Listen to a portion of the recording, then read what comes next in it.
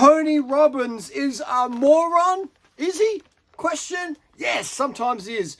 If you don't know who Tony Robbins is, Anthony Robbins, the motivational speaker, the life coach, whatever you want to call him, he is a legend, no doubt about it. But I was just listening to some Robbins then, and he's talking about quitting sugar. And I'm just like, oh man. And then in the next part of his thing, his spiel, he's talking about the points of energy, power, passion, getting it done.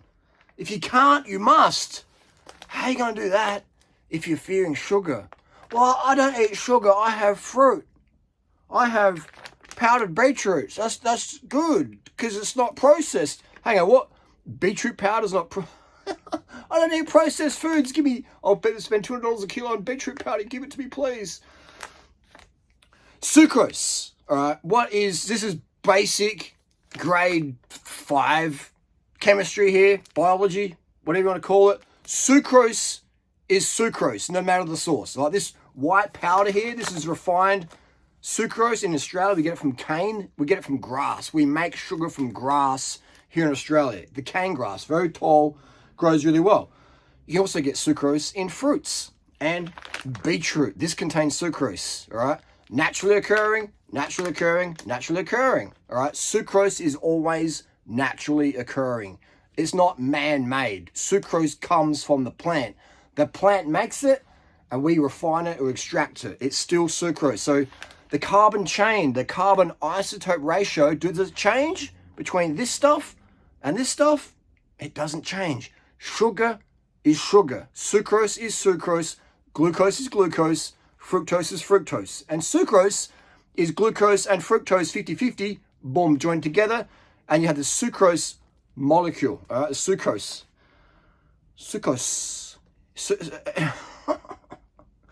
So I listen to Tony Robbins, man, and the dude is a game changer. And then his audience, his fans, all hyped up. Yeah, Tony, yeah, sugar's bad. And it's like, that's like, you got to guarantee. If I had to pull the power point out of someone's back of their head, pull the plug out and boom, shut them down, I would say, fear sugar, fear sucrose. So sucrose, if you don't eat this stuff, you can't eat this stuff because this is sucrose, right? And this is sucrose. You can't eat beetroot, you can't eat carrots, you can't eat lentils, you can't eat blueberries because they also contain sucrose. So if sucrose is the devil, all right, let's use a great example, all right? Let's say you've got Gore-Tex here, right? And it contains Teflon, PTFEs, forever chemicals, let's say. And then someone says, oh, it's in the drinking water. That the chemicals are leaching from the Gore-Tex factory and they're in the water. That's okay though, because water's healthy. But if you just breathe the fumes by himself, that's not good, all right? If you lick the shoe, if you lick the chemicals, that's bad.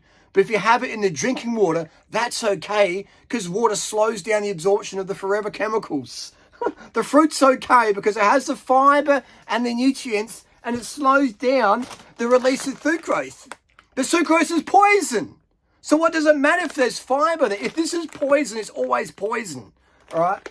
If I blend this shoe up in a blender and add fiber to it, I'm still getting Teflon, I'm still getting Gore-Tex nanoparticle microplastics or whatever you want to call it, all right? Does the fiber? No, it doesn't, all right? So stop, Tony, with the misinformation of sugar. And it's not just Tony, all right? He's just parroting what is popular and trending, all right? I get it. But just think about it, all right? Someone in the comment section down below, tell me, show me proof that the carbon isotope ratio of sugar, table sugar, is different from the sucrose found in your organic tree-grown local apple. It's not different. It's the same fucking sugar. 4 calories a gram, same carbon bonds, same carbon isotope ratios, etc., etc. Okay? You can't test the sugar if it comes from an apple, grass, lentils, or freaking peanuts even have sucrose in there.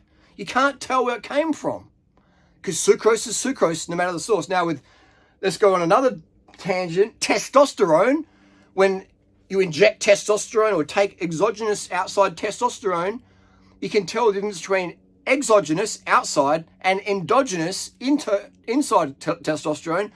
Why? Because the carbon isotope ratios are different. So, man-made testosterone still does the same job as testosterone, but they're different bonds, okay? Still does the same thing. But you can tell in the drug testing if one came from soy and peanuts and yams, which is what testosterone comes from in doping land for your doctor. If you went to your doctor and got testosterone, it's coming from soy, okay? And we can tell that because when you do a drug test, we test the carbon isotope ratios and your testosterone in your body. Is this from a human or is this from the plant, okay? But with sugar, you can't do that. So stop saying sugar is bad, but you can eat fruit. All of them are good. Fruit's good, beetroot's good, sugar's good, sucrose. If you want to have the energy, like Tony's smashing the sugar, man. You think he's doing all those fucking live talks and shit? Like, he could be fucking railing coke, pump full of roids, whatever. Cool. But without the sugar, none of the power is going done dusted. The sugar and the water and the sleep. They're your three most important things if you want to have that passion and energy sustained throughout the day. Sugar, water, sleep. All right? The fittest men and women on the planet all understand that. The leanest, healthiest people all understand that. If you're going to talk about pure vitality, you're going to go to cycling or you're going to go to running. And you're going to look at the Kenyans or the Slovenian cyclist, Tadej Pogacar, and what do they all have in common? An extremely high diet of sugar consumption. Oh, but they exercise. There's plenty of people out there who run more than Kipchoge and co. And there's